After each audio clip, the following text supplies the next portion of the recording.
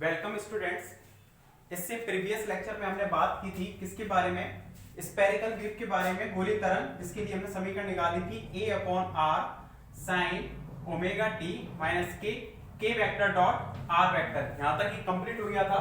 इसके बाद उसी तरंग के बारे में बात करेंगे। तरंग के दो वेग होते हैं, कला वेग और समूह वेग। क्या क्या होंगे देखेंगे। इसको हेडिंग डाल दो, इसको phase velocity and group velocity, phase velocity and group velocity. और फर्स्ट कर देना इसमें कला वेग को, फेज वेलोसिटी को। ठीक है, ये हेडिंग कर दो। और इधर समझें कि होता क्या है कला वेग, कि कोई भी माध्यम है उसमें कोई भी तरंग है वो गति कर रही है। जैसे कि आपने एक पानी है, पानी में क्या डाला, कंकड़ डाला, तो उसमें जो तरंगें उत्पन्न हुई वृत्तीय तरंगें, तो उन तरंगों का तरंगाग्र जो होगा वो जिस वेग से गति करता है उसे हम क्या बोलेंगे, कला वेग बोलेंगे। जैसे कि कोई भी तरंग है, उसकी समीकरण मान ली हमने a sin omega t minus k x. ये क्या मान ली, किसी भी तरंग की हमने समीकरण मान ली, जहां पर a तो क्या हो जाएगा, उस तरंग का आयाम। नॉर्मली हम स्मॉल a लेकर चल रहे थे सभी जगह, तो स्मॉल a ही ले लेते हैं, a sin omega t minus k x, जो कि x दिशा में संचलित हो रही है, तो साइन थीटा। ये पूरी क्या होती है, कला होती है, जो कि कला हमेशा कैसी रहेगी, नियत रहेगी, यानी कि कैसी रहेगी, कांस्टेंट रहेगी। ठीक है, कि कोई भी तरंग है किसी माध्यम में गति कर रही है तो उसके लिए omega t minus k x का मान कांस्टेंट रहेगा। इसका अगर हम डेरिवेटिव करें, omega d t minus k d x equal to constant का कितना हो जाएगा, 0 हो जाएगा। तो omega d t equal to कितना जाएगा, के डी एक्स। तो यहां से डी एक्स अपॉन में डी टी हमारे पास कितना आ जाएगा, ओमेगा अपॉन में के। इसको बोलते हैं फेज वेलोसिटी, यानी कि वीपी से इसको हम रिप्रेजेंट कर सकते हैं, जो कि क्या कहलाएगा यहाँ पर, कला वेग कहलाएगा। तो लिखना है इसमें कला वेग के बारे में, माध्यम में किसी तरंग का तरंगाग्र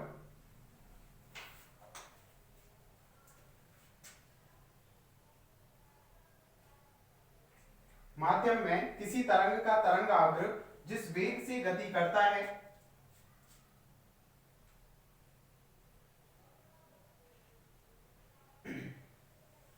माध्यम में किसी तरंग का तरंगाग्र जिस वेग से गति करता है, उस वेग को कला वेग ब्रैकेट में लिख देना फेज वेलोसिटी कहते हैं। उस वेग को कला वेग ब्रैकेट में लिख देना फेज वेलोसिटी कहते हैं।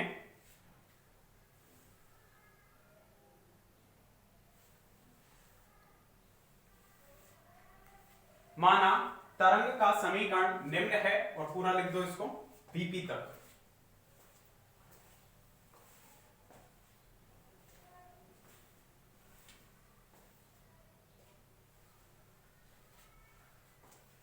पूरा कंप्लीट कर दो इसको, dx upon dt equal to omega upon k equal to VP.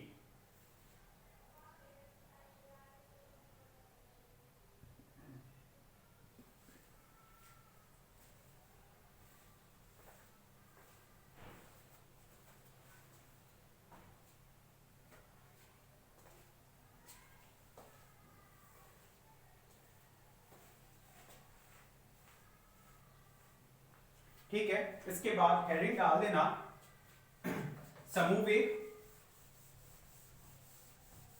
इसके बाद हेडिंग डाल देना इसी में समूह वेग, समूह वेग यानी कि ग्रुप वेलोसिटी।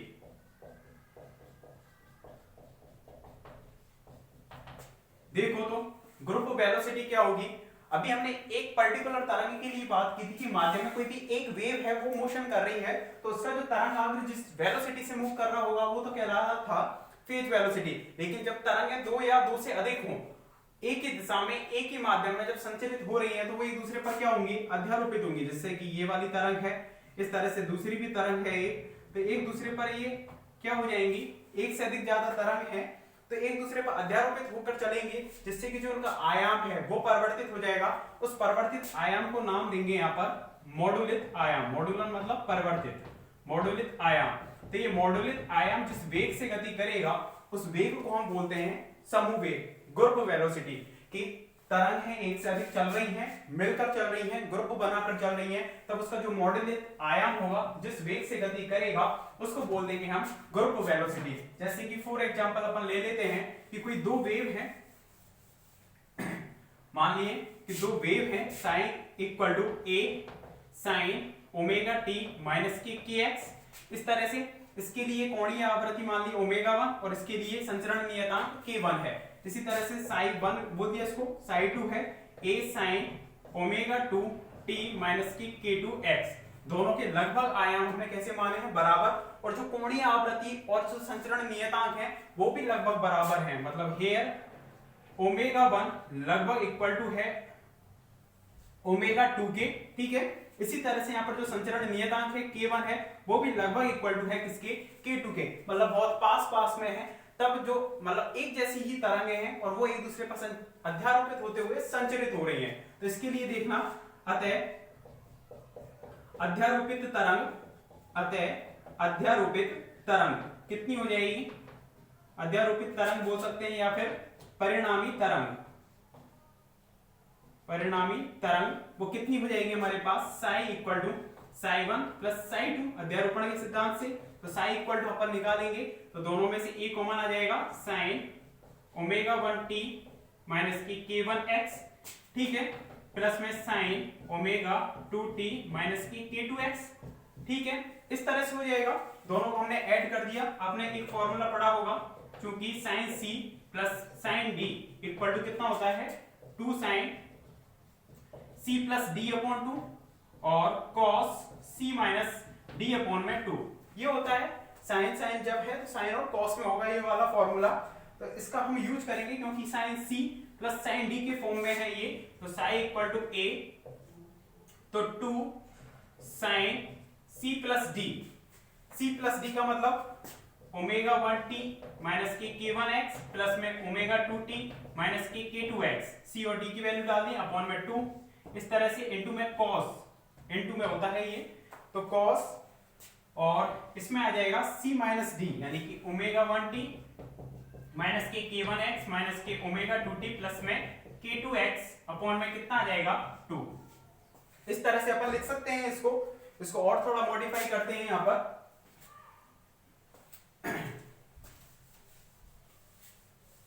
देखो तो साई इक्वल टू 2a, इस तरह से लिख दिया अपन ने, sign omega 1 plus omega 2 into में t अपॉन में 2, इस तरह से लिख सकते हैं।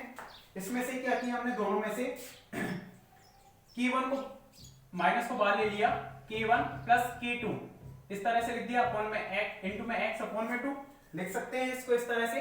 और इंटू में यहाँ पर cos, इसको किस तरह से लिखेंगे यहाँ पर, देखो ओमेगा 1 ओमेगा 2, तो ओमेगा 1 माइनस के ओमेगा 2 इंटू में t अपॉन में 2, ये 2 चलेगा, और k2x माइनस के k1x इस तरह से है। तो यहाँ पर लिख दिया हमने k2 माइनस की k1, इस तरह से k2 माइनस की k1 x अपॉन में 2 प्लस में, ठीक है। इस तरह से हो जाएगा ये पूरा। अब देखो यहाँ पर psi equal to 2a sine omega 1 plus omega 2 t upon में 2 माइनस के k1 प्लस k2 अपॉन में 2 इंटू x, इस तरह से हो जाएगा cos। अब इसमें से यदि हम माइनस बाहर निकालें तो cos माइनस थीटा कितना होता है, माइनस के cos थीटा, या ऐसे करो, इसको ऐसे ही रहने दो, कोई दिक्कत नहीं आएगी। ओमेगा 1 इसमें से अपन ने माइनस ले लिया, इस तरह से कर लेते हैं, ओमेगा 1 माइनस के ओमेगा 2 इंटू में t अपॉन में 2, और माइनस यहां ले लिया k1 माइनस के k2, इस तरह से कर दिया, ठीक है, इस अपॉन में 2, ठीक है, ये कर दिया। अब यहां पर जो फ्रीक्वेंसी है और संचरण नियतांक है वो लगभग बराबर है, मतलब ओमेगा 1 लगभग इक्वल है ओमेगा 2 के, एवं जो k1 है वो लगभग इक्वल टू है k2 के, संचरण नियतांक लगभग बराबर है। तो यदि हम ओमेगा 1 माइनस के ओमेगा 2 करें, ओमेगा 1 माइनस के ओमेगा 2 करें, तो वो तो लगभग कितने के बराबर होगा, कुछ घटेगा, लगभग बराबर है तो 0 आएगा, लेकिन थोड़ा सा परिवर्तन होगा। उस परिवर्तन को हमने किससे रिप्रेजेंट कर दिया, डेल्टा ओमेगा से। इसी तरह से हमने रिप्रेजेंट कर दिया इसको k1 माइनस की k2, इन दोनों का भी अंतर थोड़ा सा आएगा कुछ ना कुछ, इसको हमने रिप्रेजेंट कर दिया किससे, डेल्टा k से। इसी तरह से अगर हम करें ओमेगा 1 प्लस में ओमेगा 2, ओमेगा 1 प्लस में ओमेगा 2, जो कि लगभग इक्वल किसके बराबर होगा, लगभग दोनों बराबर है, तो दोनों को हमने बराबर मान लिया, ये भी ओमेगा के बराबर है, ये भी ओमेगा के बराबर है, तो ओमेगा प्लस ओमेगा 2 ओमेगा, जैसे दोनों ये लगभग बराबर हैं, इसको हमने लगभग बराबर मान लिया किसके, ओमेगा के, और इसको लगभग बराबर मान लिया के के, तो दोनों जब बराबर हैं तो ऐड कर रहे हैं तो 2 ओमेगा हो जाएगा। इसी तरह से k1 प्लस k2 करेंगे तो वो भी लगभग किसके बराबर हो जाएगा, 2k के बराबर, कितने के बराबर, 2k के बराबर, इस तरह से हो जाएगा। अंतर कर रहे हैं तो वो 0 के बराबर होना चाहिए, लेकिन थोड़ा सा चेंजेस जो आ रहा है उसको हमने रिप्रेजेंट कर दिया है, तो यहां से साइन इक्वल टू 2a कितना हो जाएगा बताओ, साइन यहां पर कितना हो जाएगा, ये 2 ओमेगा, 2 से 2 गया तो ओमेगा टी माइनस के, k1 प्लस k2 2 के, 2 से 2 गया तो ओमेगा टी माइनस के kx, और यहां पर cos cos ये कितना हो जाएगा, डेल्टा ओमेगा अपॉन में 2 इंटू में टी माइनस की डेल्टा k अपॉन में 2 इंटू में टी इंटू में x, ठीक है, ये हो जाएगा हमारे पास। तो इसको अपन ऐसे लिख सकते हैं, psi equal to 2a cos omega t delta omega t upon में 2 माइनस के डेल्टा के एक्स अपॉन में 2, इस तरह से लिख दिया, ठीक है। ये पूरा तो क्या कहलाएगा, आयाम, और साइन ओमेगा टी माइनस की के एक्स, यदि इसको हम एक वेव की समीकरण से कंपेयर करें, इससे कंपेयर करो तो यहाँ पर साइन ओमेगा टी माइनस की एक्स, दोनों का परिणाम ही आ गया अध्यारोपण से, तो ये पूरा किसका काम कर रहा है, मॉडुलस आयाम। ये तो इसका आयाम था पहली तरंग का, ये दूसरी तरंग का आयाम था, दोनों से कंबाइन होकर जो आयाम बना है उसको बोल रहे हैं यहाँ पर मॉडुलित आयाम। मतलब ये कह सकते हैं कि here 2a cos delta omega t upon में 2 माइनस की डेल्टा के एक्स अपॉन में 2 क्या है, ये मॉडुलित आयाम, क्या है ये, मॉडुलित आयाम, ठीक है। इस मॉडुलित आयाम जिस वेलोसिटी से मूव कर रहा होगा उसको हम बोल देंगे क्या, ग्रुप वेलोसिटी। तो लिखें इसमें पहले, दो या दो से अधिक तरंगें जब, दो या दो से अधिक तरंगें जब एक साथ किसी माध्यम में संचरित होती हैं तो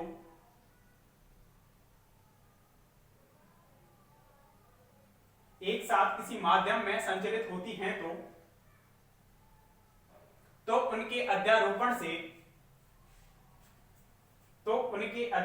से प्राप्त परिणामी तरंग का आयाम, तो उनके अध्यारोपण से प्राप्त परिणामी तरंग का आयाम, ब्रैकेट में लिख देना मॉडुलित आयाम, मॉडुलित आयाम जिस वेग से गति करता है, जिस वेग से गति करता है उसे समूह वेग कहते हैं।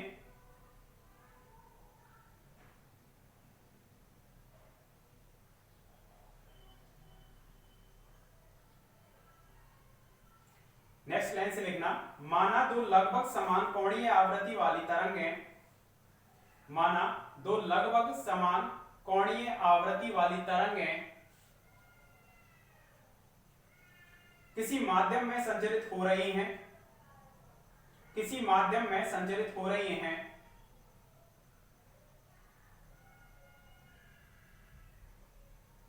तब उनकी समीकरणों को निम्न प्रकार से लिखा जा सकता है, तब उनकी समीकरणों को निम्न प्रकार से लिखा जा सकता है। लिख दो इसको पूरा, कंप्लीट कर दो वहां तक, लास्ट तक।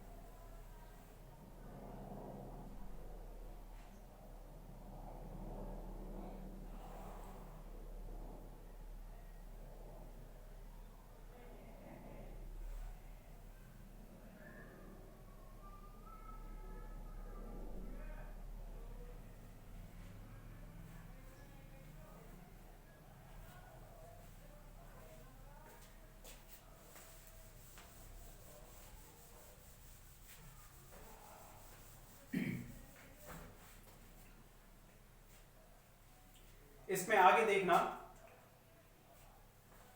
लिख, इसके बाद लैंग्वेज लिखना, समीकरण 3 इस पर डाल देना, समीकरण 1 और 2 को कर देना, लिखना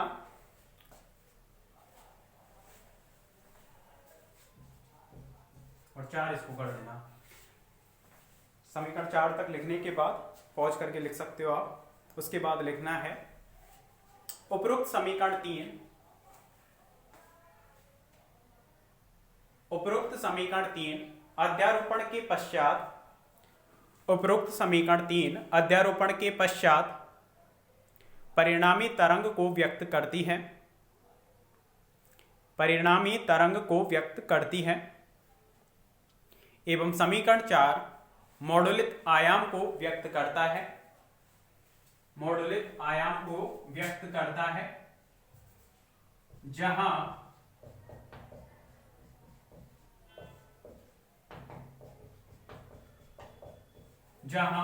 जो मॉडुलित आयाम में ये आ रहा है कॉस का अंदर वाला जो घटक है, ठीक, जाकी जो वैल्यू है डेल्टा ओमेगा टी माइनस के डेल्टा के एक्स अपॉन में 2, वो कैसा होगा, नियत होगा।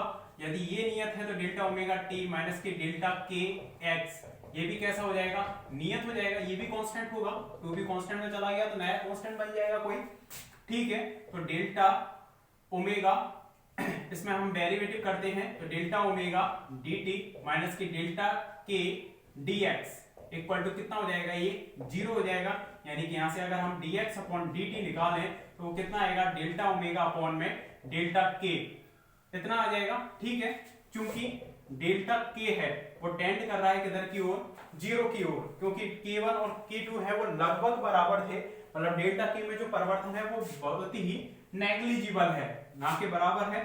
तो dx अपॉन में dt इक्वल टू, इसको अपन लिख सकते हैं कितना, limit delta k tends to 0 पर delta omega upon delta k। और आपने प्रथम अवकलन की परिभाषा पढ़ी है, जब लिमिट लग जाती है नीचे वाली क्वांटिटी के लिए तो इसको हम रिप्रेजेंट कर सकते हैं किससे, डेरिवेटिव वाले साइन से, डी ओमेगा अपॉन डी के से। तो जो dx upon dt equal to कितना आया, डी ओमेगा अपॉन डी के, और dx अपॉन dt क्या होता है, दूरी बटे समय होता है वेग, और ये वाला जो वेग होगा वो क्या कहलाएगा, ग्रुप वेलोसिटी, इसलिए इसको रिप्रेजेंट कर देते हैं vg से। कंप्लीट करो इसको।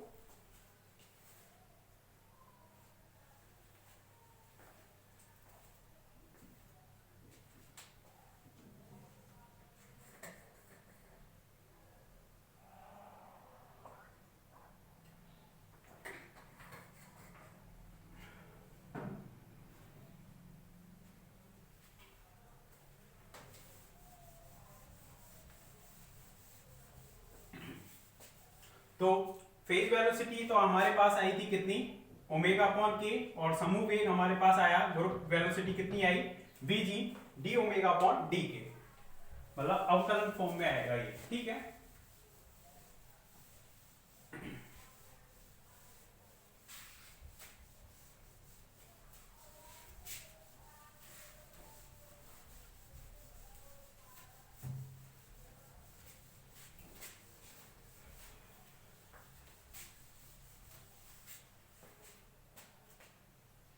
कर लेना इसको पॉज करके।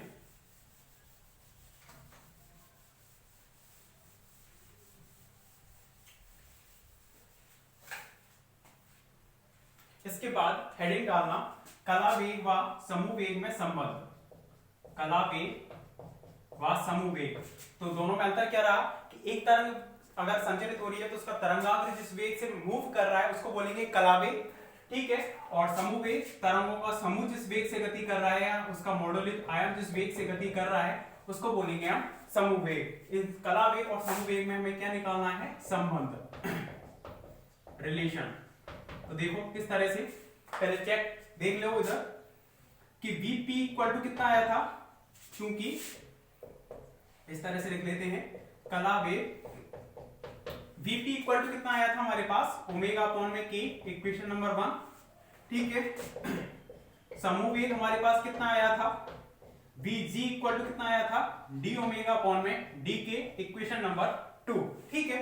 Vp और Vg समीकरण 1 व 2 से हम चेक करते हैं, 1 व 2 से, तो Vg equal to d upon d k, d upon में डी के, ओमेगा की वैल्यू यहां से डाल दी हमने कितनी, के वीपी, कितनी, के वीपी। अगर हम इसका डेरिवेटिव करते हैं फर्स्ट इनटू सेकंड करके, के अब तक के रेस्पेक्ट में हो रहा है, तो वीपी को स्थिर रखा, डी के अपॉन डी के 1 हो गया। इसी तरह से अब के को स्थिर रखा और ये कितना हो जाएगा, डी वीपी अपॉन में डी के। तो ये वीजी और वीपी में किसको रिप्रेजेंट कर रहा है, कला वेग और समूह वेग में संबंध को व्यक्त कर रहा है, लेकिन किसके साथ में, के साथ में। अब यदि हमें इसको लैम्बडा की टर्म में निकालना है, के क्या है यहाँ पर, संचरण नियतांक, क्योंकि के इक्वल टू कितना होता है, 2 पाई अपॉन में लैम्बडा। ठीक है, अगर हमें यहाँ पर के की वैल्यू डाल देंगे तो वो लैम्बडा की टर्म में हो जाएगा, तो डी के की भी रखनी होगी। डी के इक्वल टू कितना हो जाएगा बताओ, 2 पाई 1 अपॉन लैम्बडा का माइनस के 1 अपॉन लैम्बडा स्क्वायर और डी लैम्बडा, इतना हो जाएगा। अगर डी के अपॉन डी लैम्बडा निकालना है तो 2 पाई और 1 अपॉन लैम्बडा का माइनस के 1 upon lambda square, D lambda को उधर ले गए, तो डी के की वैल्यू ये आ गई। समीकरण इसको डाल देंगे 4, समीकरण 4 से यदि हम 3 में मान रखें, 3 में मान रखने पर, तो 3 में मान रखेंगे तो कितना आ जाएगा, BG group velocity equal to phase velocity के बराबर होगा, प्लस में कितना आएगा यहाँ पर 2 पाई अपॉन में लैम्बडा, ठीक है, डी वीपी अपॉन में डी के, और डी के की वैल्यू हमारे पास कितनी है, माइनस के 2 पाई अपॉन में लैम्बडा स्क्वायर, माइनस के 2 पाई अपॉन में लैम्बडा स्क्वायर इंटू में डी लैम्बडा, इस तरह से है।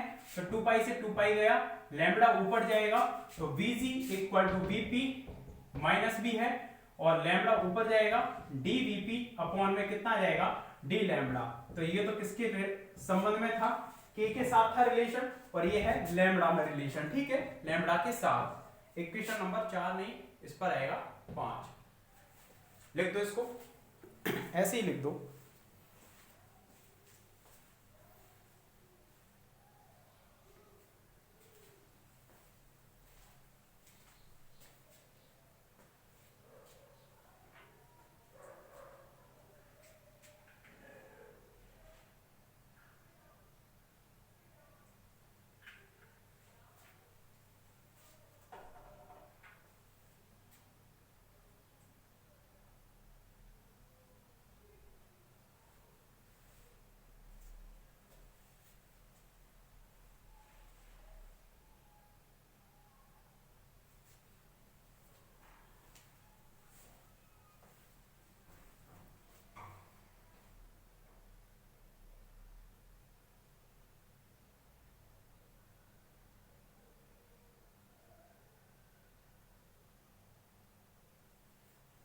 इसके बाद इसमें 3 केस हैं, उनको समझो।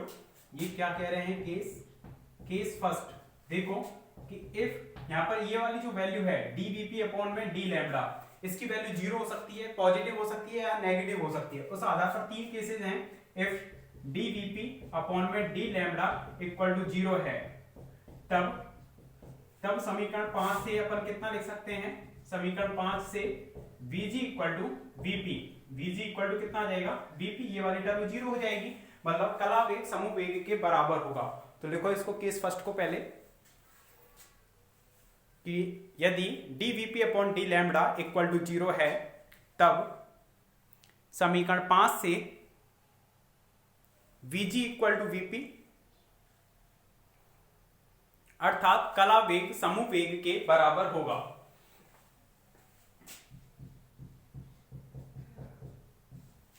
केस सेकंड है इसमें, इफ dVp अपॉन में d lambda equal to positive है, तब अगर इसका मान पॉजिटिव है तो Vp में से कुछ क्वांटिटी ये तो पॉजिटिव है, लेकिन इसकी वजह से ये ऋणात्मक बन गया, तब ये इसमें से घटने पर Vg आ रहा है, तब समीकरण 5 से अपन क्या कह सकते हैं कि Vp ज्यादा होगा Vg से, क्योंकि Vg है कब आ रहा है, जैसे Vp का मान 5 है, 5 मीटर पर सेकंड है, उसमें से घटाने पर क्या आ रहा है, Vg आ रहा है, तो उससे तो जस्ट कम ही होगा, क्योंकि इसकी वैल्यू तो पॉजिटिव बनी हुई है, लेकिन इसकी वजह से वो क्या बनेगा, ऋणात्मक बनेगा। तो उस स्थिति में कला वेग है वो समूह वेग से ज्यादा होगा। सेकंड केस लिख दो और नीचे लाइन लिखना,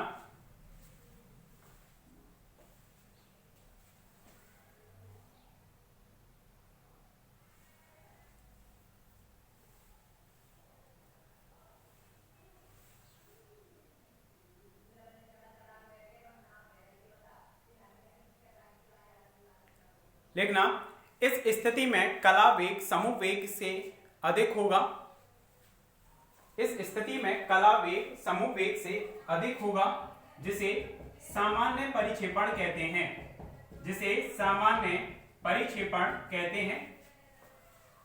सामान्य परिक्षेपण, यदि कला वेग समूह वेग की तुलना में अधिक हो जाए तो उस वाली स्थिति को बोलते हैं नॉर्मल परिक्षेपण। नॉर्मल है ये वाली कंडीशन। लेकिन जस्ट इसकी उल्टी हो जाए कंडीशन, यानी कि ग्रुप वेलोसिटी ज्यादा हो जाए किसकी तुलना में, फेज वेलोसिटी की तुलना में, उसको हम असामान्य परिक्षेपण बोलेंगे। ठीक है, असामान्य परिक्षेपण। केस थर्ड,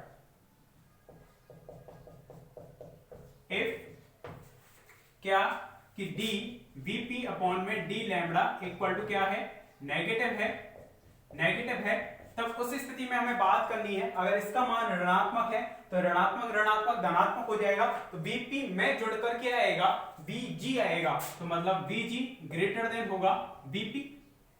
ठीक है, इस स्थिति में समूह वेग है वो कला वेग की तुलना में अधिक होगा और इसको नाम देंगे यहां पर असामान्य परिक्षेपण। तो इसको लिख दो पहले, असामान्य परिक्षेपण।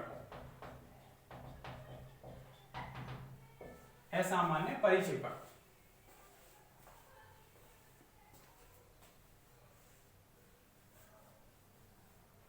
Vg ग्रेटर देन Vp होगा, अर्थात समूह वेग कला वेग की तुलना में अधिक होगा।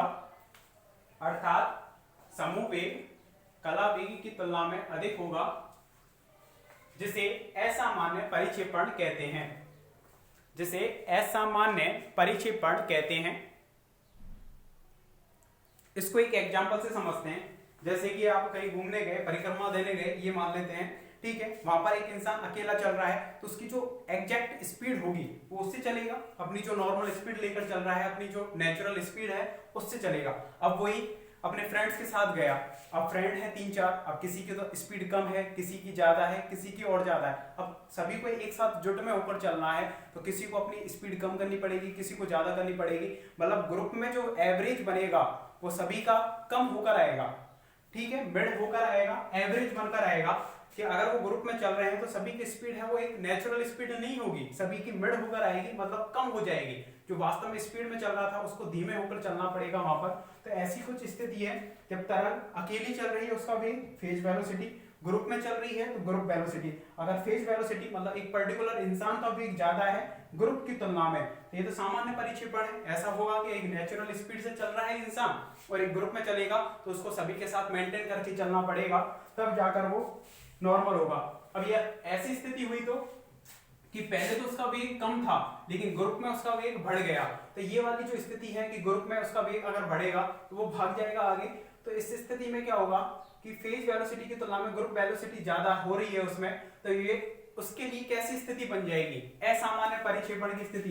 कि एक इंसान पहले तो धीमा चल रहा है लेकिन ग्रुप में उसको तेज चलना पड़ रहा है। समझना जरा, एक इंसान अकेला तो धीमे चल रहा है लेकिन ग्रुप में जैसे ही हुआ ऐड तो उसकी स्पीड तेज हो गई, तो ये वाली स्थिति उसके लिए कैसी हो जाएगी, असामान्य हो जाएगी।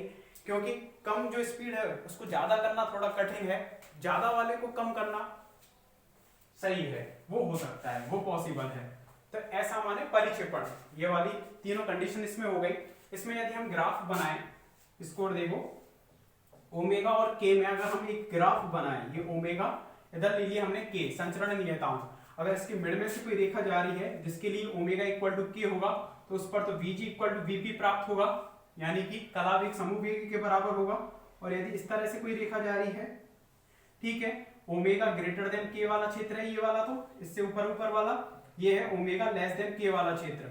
यदि ये वाला क्षेत्र है तो इसमें तो क्या रहेगा, असामान्य परिक्षेपण, यानी कि वीजी ग्रेटर देन वीपी, असामान्य परिक्षेपण रहेगा, ठीक है। और इस वाले में कौन सा रहेगा कि वीजी है या वीपी है, ग्रेटर देन है वीजी, ये वाला कौन सा हो जाएगा, सामान्य परिक्षेपण। सामान्य परिक्षेपण जब ओमेगा लेस देन के है उस स्थिति में असामान्य परिक्षेपण देखने को मिलेगा। इस वाले क्षेत्र में ओमेगा ग्रेटर देन के होने पर असामान्य परिक्षेपण, और बीच में होगा तो दोनों ही वेलोसिटी कैसी हो जाएंगी, बराबर हो जाएंगी। मतलब अकेला जिस वेलोसिटी से चल रहा था उसको ग्रुप में भी उतनी ही वेलोसिटी से चलना पड़ेगा। इस तरह से इस ग्राफ को बना लो। इसको थोड़ा और सही कर देता हूं मैं।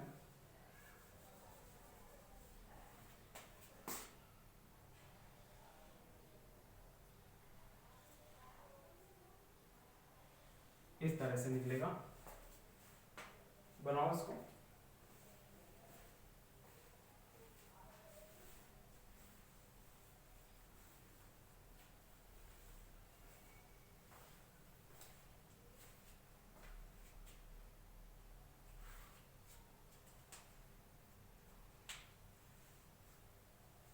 ठीक है, तो तीन केस थे इस पर समीकरण 5 से रिलेटेड, पॉजिटिव, नेगेटिव और जीरो।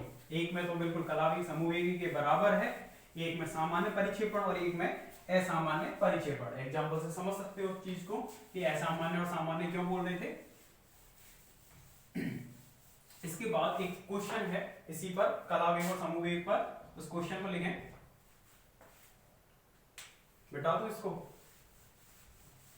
अब तो जब चाहे जब रोक सकते हो मेरे को, आपके हाथों में हूं मैं। है मजे आ रहे होंगे खूब, घर पर बैठे बैठे पढ़ रहे हो आराम से। लिखो, पानी में तरंग का कलावेग, पानी में तरंग का कलावेग रूट में जी लैम्डा अपॉन में 2 पाई है। पानी में तरंग का कलावेग मतलब बीपी इक्वल टू दे रखा है आपको, रूट में जी लैम्डा अपॉन 2 पाई है। तब सिद्ध कीजिए कि तरंग का समूह वेग, तब सिद्ध कीजिए कि तरंग का समूह वेग कलावेग का आधा होता है। इस वाली स्थिति में हमें प्रूफ करना है, प्रूफ दैट कि समूह वेग कलावेग का आधा होगा, यानी कि Vg equal to Vp upon 2 है। हमें क्या करना होगा, प्रूफ करना होगा। बताओ कर सकते हो क्या? आपको Vp दे रखा है और उससे आपको निकालना है Vp equal to Vg, Vg equal to Vp upon में 2। कैसे निकालोगे? दोनों में अगर हमें संबंध पता है तो हम निकाल सकते हैं कि Vg इक्वल टू हमारे पास कितना था, देखो Vp है आपको लैम्बडा की टर्म में दे रखा है, तो दो फॉर्मूले निकाले थे हमने, एक तो पांचवा और एक यहां पर निकाला था। वो कौन सा था? तीसरे नंबर की समीकरण थी। तो Vg equal to Vp minus के लैम्बडा डी Vp अपॉन में डी लैम्बडा वाली निकालनी है, क्योंकि Vp है वो लैम्बडा के फंक्शन में दे रखा है। ठीक है, या 2 पाई अपॉन लैम्बडा, अगर k में भी लिख दिया कोई दिक्कत नहीं है। 2 पाई अपॉन लैम्बडा, इसको अपन कितना लिख सकते हैं? अपॉन में k लिख सकते हैं, यहाँ पर g अपॉन k एक ही बात है, तो किसी में भी लगाकर आप इसकी वैल्यू निकाल सकते हो। तो Vg इक्वल टू Vp की वैल्यू है g लैम्बडा अपॉन में 2 पाई, ठीक है, माइनस के लैम्बडा, इतना हो गया d Vp अपॉन में d लैम्बडा, लैम्बडा के रेस्पेक्ट में इसका करेंगे तो रूट में g अपॉन में 2 पाई, ये तो क्या आ जाएगा, बाहर आ जाएगा। और रूट में लैम्बडा है, उसका अगर हमें डेरिवेटिव करना है तो वो कितना आ जाएगा, 1/2 रूट में lambda, 1/2 root lambda. Root x का कितना होता है, 1/2 रूट एक्स। इस तरह से तो Vg इक्वल टू कितना हो जाएगा, g लैम्बडा अपॉन में 2 पाई, ठीक है, इतना हो जाएगा।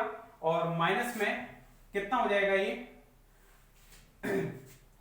रूट में लैम्बडा, तो रूट में लैम्बडा हो जाएगा, तो g लैम्बडा अपॉन में 2 पाई, और इस हाफ को बाहर ही रख दिया। अब ये वाली क्वांटिटी है, हाफ बचेगी, तो हाफ रूट में g लैम्बडा अपॉन में 2 पाई, और इसको पुनः कितना लिख देंगे अपन, हाफ, और ये वाली पूरी क्वांटिटी है Vp के बराबर है, यानी कि Vp अपॉन में 2 कितने के बराबर आ जाएगा, ग्रुप वेलोसिटी के बराबर आ जाएगा। लिखें इसको कंप्लीट।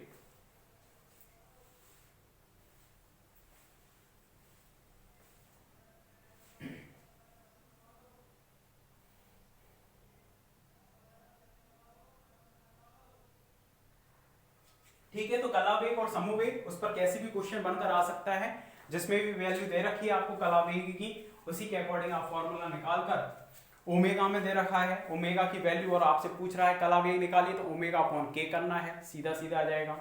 और समूहवेग निकालना है तो डी ओमेगा अपॉन डी के कर देना है, इस तरह से। ठीक है, इस क्वेश्चन को कंप्लीट कर लेना। इसके बाद नेक्स्ट लेक्चर में पढ़ेंगे अपन Fourier series. Okay, thank you.